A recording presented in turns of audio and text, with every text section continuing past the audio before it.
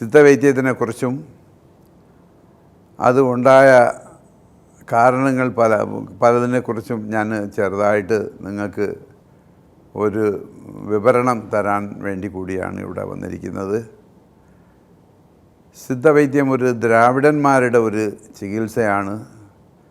ക്രിസ്തു ജനിക്കുന്നതിന് 3000 വർഷങ്ങൾക്ക് മുൻപ് തന്നെ ഹിസ്റ്റോറിക്കൽ എവിഡൻസാണ് ഞാൻ പറയുന്നത്. സിദ്ധവൈദ്യം നമ്മുടെ നാട്ടിലുണ്ടായിരുന്നു. ഈ സിദ്ധവൈദ്യം ഉണ്ടാവാൻ കാരണമായി ഇരുന്ന ആൾ ശിവപെരുമാനാണ്. ശിവൻ പാർവതിക്ക് നിർദ്ദേശിച്ചു. പാർവതി നന്ദിമുനിയുടെ അടുത്ത് പറഞ്ഞു, ഈ സിദ്ധവൈദ്യം എന്നൊരു വൈദ്യം നിങ്ങൾ ജനങ്ങളെ രക്ഷിക്കാൻ വേണ്ടി അതിനെക്കുറിച്ചും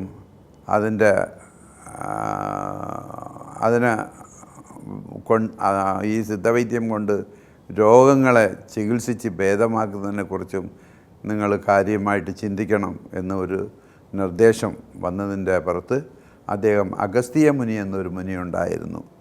അഗസ്ത്യ മുനിയെ സമീപിക്കുകയും അദ്ദേഹത്തിൻ്റെ അടുത്ത് സിദ്ധവൈദ്യത്തിനെക്കുറിച്ച്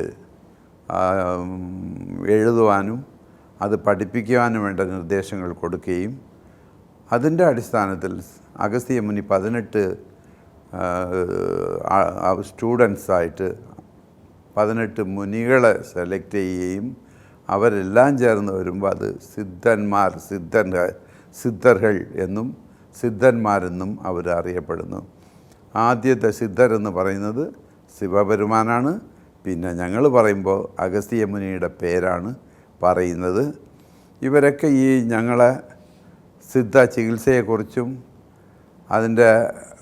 അത് രോഗങ്ങൾ ഉണ്ടാക്കുന്ന കാരണങ്ങളെക്കുറിച്ചും രോഗത്തിന് തക്കതായ ചികിത്സകളെക്കുറിച്ചും അവർ പണ്ട് തൊട്ടേ തമിഴ് ഭാഷയിൽ പലതരം ഓലഗ്രന്ഥങ്ങളിലും അതുപോലെ തന്നെ പട്ടകളിലും കല്ലുകളിലും എഴുതി വച്ചിട്ടുള്ളതായിട്ടാണ് ഞങ്ങളെ ഹിസ്റ്ററി പറയുന്നത്. വളരെ പഴക്കം എന്ന് ഞാൻ നേരത്തെ സൂചിപ്പിച്ചു. അതിൻ്റെ വ്യക്തമായ എവിഡൻസ് ഇപ്പോൾ കിട്ടിയിട്ടുണ്ട്. ലോകത്തിൽ ആദ്യമായിട്ടും ഉണ്ടായ ഒരു ഭാഷയാണ് തമിഴ്. തമിഴാണ് മൂത്ത ഭാഷയെന്ന് ഇപ്പോൾ അന്താരാഷ്ട്ര ലെവലിൽ തന്നെ എല്ലാവരും സമ്മതിക്കുന്ന ഒരു കാര്യം കൂടിയാണ്. അപ്പോൾ അന്ന് തൊട്ട് തമിഴെന്നു ചികിത്സ എന്നുവെന്നോ അന്നേ ഒരു ഭാഷ ഉണ്ടായിരുന്നു, അത് തമിഴ് ഭാഷയാണ്. അതുപോലെ തന്നെ തമിഴ് ഭാഷ എന്നുണ്ടായിരുന്നു അന്ന് തൊട്ട് ഒരു ചികിത്സയും ഉണ്ടായിരുന്നു, അതാണ് സിദ്ധവൈദ്യം. ഇതിൻ്റെ പഴക്കത്തിനെ കുറിച്ച് ഇത് ഒരു പരിധിവരെ നമുക്കിതിലെ മനസ്സിലാക്കുവാൻ സാധിക്കും. മറ്റ് എല്ലാ ചികിത്സകളും സിദ്ധവൈദ്യം ചികിത്സ വന്നതിന് ശേഷം ഉണ്ടായ ചികിത്സകളാണ്. സിദ്ധവൈദ്യത്തിൽ കൊണ്ട് മാറാത്ത എല്ലാ രോഗങ്ങൾക്കും പരിഹാരം ഉണ്ടാക്കാൻ സാധിക്കും എന്നാണ് ആ ലിറ്ററേച്ചറുകൾ പരിശോധിക്കുമ്പോൾ നമുക്ക് അറിയുവാൻ കഴിയുന്നത്. സിദ്ധവൈദ്യം ഇപ്പോൾ വളരെ പോപ്പുലറായിട്ട് വളർന്നുകൊണ്ടിരിക്കുന്നു. സിദ്ധവൈദ്യം പഠിപ്പിക്കാൻ വേണ്ടി പല സിദ്ധ മെഡിക്കൽ കോളേജുകൾ ഇന്ന് രൂപപ്പെട്ടിട്ടുണ്ട്. ഇന്ത്യയിൽ തന്നെ ഏതാണ്ട് 10-20ഓളം സിദ്ധ മെഡിക്കൽ കോളേജുകൾ വന്നു കഴിഞ്ഞു. അതിൽ 3 ഗവൺമെൻറ് കോളേജുകൾ, ഒരു നാഷണൽ ഇൻസ്റ്റിറ്റ്യൂട്ട് സിദ്ധവൈദ്യത്തിൽ ഡിഗ്രി മാത്രമല്ല പോസ്റ്റ് ഗ്രാജുവേഷൻ ഡിഗ്രിയും അതിൽ 7-8 ബ്രാഞ്ച് സ്പെഷ്യലൈസ് ചെയ്യാനുള്ള ബ്രാഞ്ചുകളും ഇന്ന് വന്നിട്ടുണ്ട്. സിദ്ധവൈദ്യം തുടങ്ങുമ്പോൾ അവർ വളരെയധികം ബുദ്ധിമുട്ടുകൾ സഹിച്ചാണ് ഈ ഗ്രന്ഥങ്ങളൊക്കെ എഴുതുകയും സൂക്ഷിക്കുകയും അത് മറ്റവർക്ക് പഠിപ്പിച്ചു കൊടുക്കുകയും ക്രമേണ ഗുരു പരമ്പര സിസ്റ്റത്തിൽ ഒരു ഗുരു ഉണ്ടാവും, അദ്ദേഹത്തിൻ്റെ കീഴിൽ കുറച്ച് ശിഷ്യന്മാരുണ്ടാവും. അങ്ങനെ വളർന്ന് ഘട്ടം ഘട്ടമായിട്ട് വളർന്നു വന്നതാണ് ഈ സിദ്ധവൈദ്യം. തമിഴ്നാട്ടിൽ നിന്ന് 4000ഓളം ഗവൺമെൻറ് സിദ്ധ ഡിസ്പെൻസറികളും ആശുപത്രികളും പ്രവർത്തിക്കുന്നുണ്ട്. പിന്നെ കർണാടകത്തിലുണ്ട്. സെൻട്രൽ ഗവൺമെൻറ് കീഴിൽ പല സെൻട്രൽ ഗവൺമെൻറ് സിദ്ധ ഡിസ്പെൻസറികൾ പ്രവർത്തിച്ച് വരുന്നുണ്ട്. സിദ്ധവൈദ്യം ഇന്ന് കേരളത്തിൽ തുടങ്ങിയിട്ട് ഏതാണ്ട് 10-60ഓളം വർഷങ്ങളാവുന്നുണ്ട്. എൻ്റെ അറിവ് ശരിയാണെങ്കിൽ 1968 ഒരു ഫെബ്രുവരി മാസം 2-ാം തീയതിയാണ്, ഫെബ്രുവരി മാസം 28-ാം തീയതിയാണ് കേരളത്തിൽ ആദ്യമായി ഒരു സിദ്ധ ഡിസ്പെൻസറി തുടങ്ങിയത്. അന്ന് ഇവിടുത്തെ ആരോഗ്യവകുപ്പ് മന്ത്രിയായിരുന്ന ശ്രീ വില്ലിംഗ്ടൺ അവർകളാണ് സിദ്ധവൈദ്യം ഇവിടെ തുടങ്ങുവാൻ കാരണമായിരുന്നത്. വള്ളക്കടവ് എന്ന സ്ഥലത്തിലാണ് ആദ്യത്തെ ഗവൺമെൻറ് സിദ്ധ ഡിസ്പെൻസറി തുടങ്ങിയത്. ഇത്ര വർഷങ്ങൾക്ക് ശേഷവും സിദ്ധവൈദ്യം കുറേശ്ശെ വലിയ വേഗത്തിൽ അത് സ്പ്രെഡായില്ല. അതിന് പല കാരണങ്ങളുണ്ട്. കാരണം അന്ന് ഇവിടെ സിദ്ധ മെഡിക്കൽ കോളേജില്ല. സിദ്ധ മെഡിക്കൽ കോളേജ് ഇവിടെ തുടങ്ങിയിട്ട് ഇപ്പോൾ 10-20 വർഷങ്ങളായതേ ഉള്ളൂ. പിന്നെ 20 വർഷങ്ങൾക്ക് ശേഷം ഇവിടെ കോളേജ് വന്ന് സിദ്ധ കുറച്ചുകൂടെ സ്പ്രെഡ് ചെയ്തു. സിദ്ധ ഗ്രാജുവേറ്റ്സ് ഏതാണ്ട് ഇന്ന് 1000 സിദ്ധ ഡോക്ടേഴ്സ് ഇന്ന് ഇവിടെ അവൈലബിളാണ് കേരളത്തിൽ. ഇന്ന് ഏതാണ്ട് 50ഓളം ഗവൺമെൻറ് സിദ്ധ ഡിസ്പെൻസറികളും ഒരു ഗവൺമെൻറ് സിദ്ധ ആശുപത്രിയും മാത്രമാണ് ഇപ്പോഴും ഇവിടെ ഉള്ളത്. 2022 ആദ്യത്തെ സിദ്ധ മെഡിക്കൽ കോളേജ് പ്രൈവറ്റ് മേഖലയിലാണ് തുടങ്ങിയത്. അത് അവിടെ കുട്ടികളെ പഠിപ്പിക്കുകയും അവർക്ക് ഹെൽത്ത് യൂണിവേഴ്സിറ്റി മുഖേന ഡിഗ്രികൾ വിതരണം ചെയ്യുകയും അവർ പിന്നെ ഇവിടുത്തെ നമ്മുടെ സ്റ്റേറ്റ് സിദ്ധ മെഡിക്കൽ കൗൺസിലിൽ വന്ന് രജിസ്റ്റർ ചെയ്യുകയും അവർ പ്രാക്ടീസ് ചെയ്യുകയും ഗവൺമെൻറ് സർവീസിലേക്ക് കയറുകയും ചെയ്യുന്നുണ്ട്. തുടക്കകാലത്തിൽ ഒരു സിദ്ധ ഡിസ്പെൻസറി തുടങ്ങാൻ വലിയ ബുദ്ധിമുട്ടുകളുണ്ടായിരുന്നു. ഞാൻ തന്നെ ഇവിടെ 80കളിലാണ് ഇവിടെ വന്നത്. ഞാൻ ആദ്യം പ്രൈവറ്റ് മേഖലയിലാണ് ഞാൻ ഒരു സിദ്ധ പ്രാക്ടീസ് തുടങ്ങിയത്. പാച്ചലൂർ എന്ന ഒരു സ്ഥലമുണ്ട്, കോവളം പോകുന്ന വഴി. അവിടെയാണ് എൻ്റെ എൻട്രി കേരളത്തിൽ പ്രാക്ടീസ് തുടങ്ങിയത്. ഞാൻ പഠിച്ചത് ഗവൺമെൻറ് സിദ്ധ മെഡിക്കൽ കോളേജ് പാളയംകോട്ടയാണ്. എൻ്റെ ഡിഗ്രി 80-ൽ പൂർത്തിയാകുകയും അത് കഴിഞ്ഞ് ഇവിടെ വന്ന് ഞാനൊരു ഡിസ്പെൻസറി തുടങ്ങുകയും, ഡിസ്പെൻസറി അല്ല ഹോസ്പിറ്റലായിട്ട് തന്നെ തുടങ്ങി, ഒരു 10 ബെഡുള്ള ആശുപത്രി ഞാൻ തുടങ്ങുകയും അത് വളരെ നല്ല രീതിയിൽ ഓരോ ദിവസവും 80-ഉം 70-ഉം 90-ഉം രോഗികൾ അവിടെ വരികയായിരുന്നു. 10 രോഗികൾ എപ്പോഴും അവിടെ കിടത്തി ചികിത്സിക്കുകയായിരുന്നു. ഇങ്ങനെ ഇരുന്നപ്പോഴാണ് എനിക്ക് സ്റ്റേറ്റ് ഗവൺമെൻറ്റിൽ എനിക്കൊരു ജോലി കിട്ടിയത് മെഡിക്കൽ ഓഫീസറായിട്ട്. അപ്പം എൻ്റെ അച്ഛൻ പറഞ്ഞു, നീ ജനങ്ങളെ സേവിക്കണം, ഗവൺമെൻറ് സർവീസിൽ പോകണം എന്ന് പറഞ്ഞു. എനിക്ക് ഒട്ടും താല്പര്യമില്ലായിരുന്നു. കാരണം ഒത്തിരി രോഗികളാണ് ഇവിടെ വരുന്നത്. അന്ന് തുച്ഛമായിട്ടുള്ള കാശാണ് വാങ്ങുന്നത്. 6 രൂപ 7 രൂപ 8 രൂപ 10 രൂപയ്ക്ക് താഴെ വാങ്ങുന്നുള്ളൂ. എന്നിട്ടും ആ കാലഘട്ടത്തിൽ എനിക്ക് ദിവസം ഒരു 10,000 രൂപ കിട്ടുമായിരുന്നു 80കളിൽ. അപ്പോൾ അച്ഛൻ്റെ നിർദ്ദേശപ്രകാരം ഞാനിവിടെ ആദ്യമായിട്ട് ആറ്റിങ്ങൽ അടുത്തുള്ള അവനവഞ്ചേരി എന്ന ഇടത്തിൽ ഒരു ഡിസ്പെൻസറി തുടങ്ങിയിട്ടില്ല. ഞാൻ പാച്ചലൂരിൽ പ്രാക്ടീസ് ചെയ്തുകൊണ്ടിരിക്കുമ്പോൾ എൻ്റെ ഫ്രണ്ട്സ് പലരിടത്തും ഞാൻ പറയുകയും അങ്ങനെ ആരോഗ്യവകുപ്പ് മന്ത്രിയായിരുന്ന ശ്രീ വക്കം പുരുഷോത്തമൻ അദ്ദേഹത്തിൻ്റെ സ്വന്തം മണ്ഡലമായ ആറ്റിങ്ങലിൽ അവനവഞ്ചേരി എന്ന സ്ഥലത്ത് ഒരു ഡിസ്പെൻസറി സർക്കാർ തലത്തിൽ ആരംഭിച്ചു. അതിൽ എനിക്ക് ജോലിയും കിട്ടി. ഞാൻ ഒരു ഏപ്രിൽ മാസം അവിടെ ജോയിൻ ചെയ്തു. ധാരാളം രോഗികൾ അവിടെ ഉണ്ടായിരുന്നു.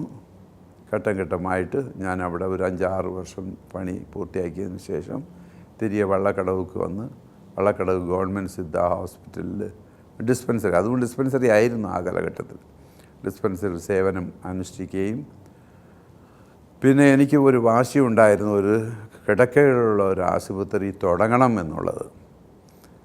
ഞാൻ അതിനു മുമ്പ് തന്നെ 87-ൽ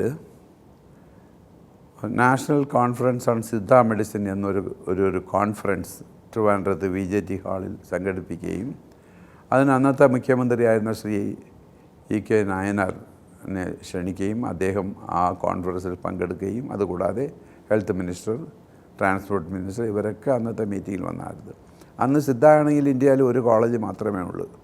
ആ കോളേജിൽ പഠിച്ച് കോഴ്സ് കഴിഞ്ഞവരും പഠിച്ചുകൊണ്ടിരുന്നവരുമായ ഏതാണ്ട് 500ഓളം ആൾക്കാർ ആ കോൺഫറൻസിൽ പങ്കെടുക്കുകയും EK നായനാർ സഹാവ് അത് ഉദ്ഘാടനം ചെയ്യുകയും ചെയ്തപ്പോൾ അദ്ദേഹം പറഞ്ഞു, ഭാവിയിൽ സിദ്ധയ്ക്ക് ആശുപത്രികൾ ഉണ്ടാക്കാൻ വേണ്ടി ഗവൺമെൻറ് ശ്രമിക്കും, മാത്രമല്ല സിദ്ധയ്ക്ക് വേണ്ടി മെഡിക്കൽ കോളേജുകൾ തുടങ്ങും എന്നുള്ള പ്രോമിസ് അന്ന് അവിടെ വച്ച് ഞങ്ങൾക്ക് തന്നു. അതിൻ്റെ അടിസ്ഥാനത്തിലാണ് ആദ്യത്തെ ഒരു government Siddha hospital 50 bedded hospital തുടങ്ങുവാൻ വേണ്ടി വള്ളക്കടവ് ഡിസ്പെൻസറിയോട് അനുബന്ധിച്ച് അതിനെ അപ്ഗ്രേഡ് ചെയ്ത് 50 ബെഡുള്ള ആശുപത്രി ആക്കാൻ വേണ്ടിയുള്ള ഒരു ഗസറ്റ് നോട്ടിഫിക്കേഷൻ ഞങ്ങൾക്ക് കിട്ടി. പക്ഷേ ആ ഡിസ്പെൻസറിയിൽ 50 ബെഡ് കിടത്താൻ പറ്റില്ല. 50 ബെഡുള്ള ആശുപത്രി വേണമെങ്കിൽ അതിൽ 100 പേര് കിടക്കാനുള്ള സൗകര്യം വേണം. കാരണം അതിൽ 10-50 പേര് സ്റ്റാഫുകളുണ്ടാവും, അവർക്ക് ഉള്ള സൗകര്യങ്ങൾ വേണം. അപ്പോൾ പല സ്ഥലങ്ങൾ ഞങ്ങൾ അന്വേഷിച്ചു, പല സ്ഥലങ്ങളിൽ അന്വേഷിച്ച് ഗവൺമെൻറ്റിക്ക് നിവേദനങ്ങൾ കൊടുക്കുകയും ഒന്നും ശരിയാവാത്ത ഒരു സിറ്റുവേഷനിൽ 2-3 വർഷങ്ങളങ്ങ് നീങ്ങി. അവസാനം 20 ലക്ഷം രൂപ മാത്രമാണ് സർക്കാർ ഫണ്ടിൽ മിച്ചം വന്നത്. ആ ഫണ്ട് ഉപയോഗിച്ച് ഈ വള്ളക്കടവ് സിദ്ധ ഡിസ്പെൻസറിയെ തന്നെ 20 ബെഡുള്ള ഒരു ആശുപത്രിയായി മാറ്റുവാൻ വേണ്ടി സർക്കാർ തീരുമാനിക്കുകയും അതിന് അന്ന് ഇവിടുത്തെ മേയറായിരുന്ന പ്രൊഫസർ ചന്ദ്ര വളരെയധികം സഹായങ്ങളും ചെയ്തു. അങ്ങനെ ഒരു ഉദ്ഘാടനം അവിടെ നടന്നു. 20 ബെഡുള്ള ആശുപത്രിയുടെ ഉദ്ഘാടനം ഒരു മന്ത്രി വന്ന് നിർവഹിച്ചു. അത് കഴിഞ്ഞ് പിന്നെയും പ്രവർത്തനം ശരിയായില്ല. ആ ബിൽഡിംഗ്, അവർ തന്ന ബിൽഡിംഗ് പോരാതെ വന്നു. അപ്പോൾ മേയർ തന്നെ ഇനിഷ്യേറ്റ് എടുത്ത് അവിടെ വേറെ ഒരു ആവശ്യത്തിന് വേണ്ടി ഉണ്ടാക്കിയിട്ട ഒരു ബിൽഡിംഗ് ഞങ്ങൾക്ക് വേണ്ടി തന്നു. ആ ബിൽഡിങ്ങിൻ്റെ 20 ബെഡോട് കൂടെ ഉള്ള ഒരു ആശുപത്രി 2004 ആരംഭിക്കുകയും അത് ഒരു വലിയ വിജയമായിരുന്നു. 100 കണക്കിന് ആൾക്കാർ വലിയ ജാഥ നടത്തി ആ ആശുപത്രിയുടെ ഉദ്ഘാടനം നടത്തി. ഇതിന് കാരണക്കാരി അന്നത്തെ മേയറായിരുന്ന ശ്രീമതി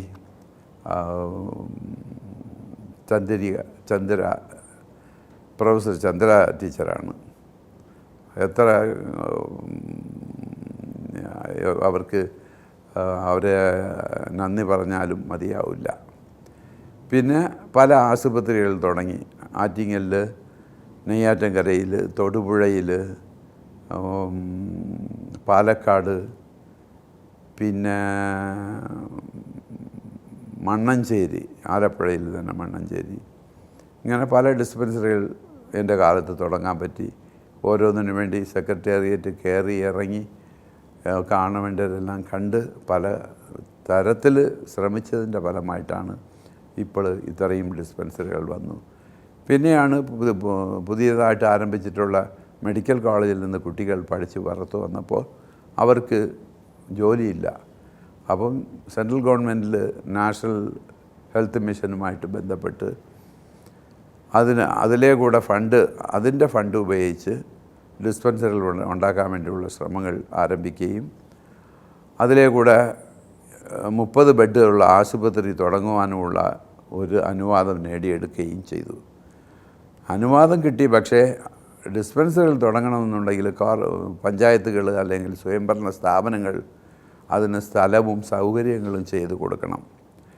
അപ്പോൾ അത് ഒരു കൊറിയായിട്ട് വന്നപ്പോൾ ഞാൻ തന്നെ മുൻകൈ എടുത്ത് അന്ന് കോഴ്സ് കഴിഞ്ഞിരുന്ന 300ഓളം ഡോക്ടേഴ്സിനെ എല്ലാവരെയും പേഴ്സണലായിട്ട് ഞാൻ കത്തെഴുതുകയും ഓരോ പഞ്ചായത്തിലും കയറി ഇറങ്ങി പഞ്ചായത്ത് അവരുടെ കമ്മിറ്റിയിൽ വച്ച് ഇങ്ങനെ സിദ്ധ ഡിസ്പെൻസറി നമുക്ക് തരികയാണെങ്കിൽ അതിൻ്റെ മുഴുവൻ ചിലവ് ഏറ്റെടുക്കാമെന്നും ശമ്പളം സർക്കാർ കൊടുക്കും, പിന്നെ ബിൽഡിംഗ് വേണം, പിന്നെ മറ്റ് സൗകര്യങ്ങൾ പഞ്ചായത്തോ കോർപ്പറേഷനോ ചെയ്ത് തരാമെന്നുള്ള വ്യവസ്ഥയിൽ 50ഓളം ലെറ്ററുകൾ വാങ്ങി.